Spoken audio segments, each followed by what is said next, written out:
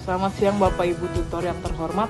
Pada presentasi ini saya akan membahas terkait identifikasi karakteristik guna lahan dan kegiatan di Kota Bandung sebagai bagian dari analisis perkembangan kota dan transformasinya. Perkembangan kota tidak hanya bertambah secara fisik, tetapi mengalami transformasi fungsi, di mana tahapan transformasi seperti penetrasi, invasi, dan dominasi hingga suksesi sangat mempengaruhi struktur dan tata ruang kota. Masalah yang muncul ketika perubahan guna lahan tidak sesuai dengan rencana tata ruang, pemanfaatan ruang oleh masyarakat seringkali tidak sesuai dengan peruntukan sehingga menimbulkan berbagai dampak. Maka itu pentingnya identifikasi guna lahan sebagai upaya memahami kondisi aktual dan dasar pengambilan keputusan tata ruang yang lebih tepat di masa depan. Tujuan survei ini adalah untuk mengkaji kesesuaian guna lahan dan kegiatan melalui pemahaman karakteristik ruang serta aktivitas yang berkembang. Beberapa saran utama antara lain untuk mengetahui karakteristik guna lahan, variasi kegiatan, dan aktivitas dominan yang berkembang pada wilayah tertentu.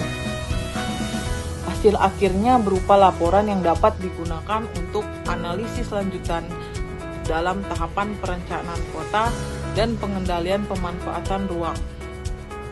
Kegiatan dilaksanakan di Kota Bandung dibagi menjadi 6 wilayah pengembangan dengan durasi 1 semester. Metode pelaksanaan yang digunakan meliputi perumusan masalah, penyusunan kebutuhan data, penentuan populasi dan sampel, serta memilih perangkat survei yang tepat. Tahapan mencakup penentuan target area pelaksanaan survei lapangan, serta menerapkan etika survei agar data yang diperoleh lebih akurat dan valid. Data hasil survei kemudian diolah baik secara kuantitatif maupun kualitatif. Visualisasi digunakan agar perubahan guna lahan mudah dianalisis. Penggunaan lahan di Kota Bandung dapat dibagi menjadi beberapa kategori seperti perumahan, komersial, industri, ruang terbuka hijau, kawasan lindung, dan penggunaan campuran. Masing-masing kategori ini memiliki aktivitas yang spesifik. Misalnya perumahan untuk menampung hunian dan usaha rumahan, serta komersial mencakup perdagangan dan jasa. Pada peta dapat dilihat ada 6 pembagian wilayah pengembangan. Setiap wilayah memiliki karakteristik kegiatan yang berbeda. Dari diagram sebaran guna lahan terlihat bahwa perumahan mendominasi, disusul komersial serta ruang terbuka hijau yang jumlahnya semakin berkurang. Hasil awal ini menunjukkan adanya ketidaksesuaian pemanfaatan ruang di beberapa wilayah, terutama berkembang fungsi komersial di area yang seharusnya perumahan.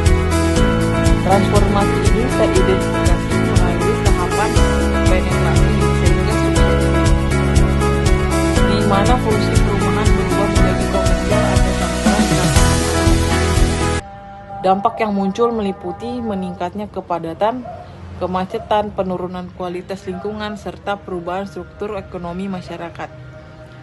Ada beberapa rekomendasi yang dapat digunakan adalah untuk memperkuat pengendalian ruang, penegakan RT/RW dan RT/TR, serta perlindungan ruang terbuka hijau.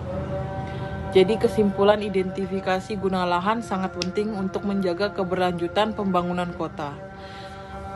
Terima kasih Bapak Ibu atas perhatiannya. Saya minta maaf jika ada kata atau kalimat saya yang kurang tepat dan berkenan di hati para Bapak atau Ibu tutor. Terima kasih.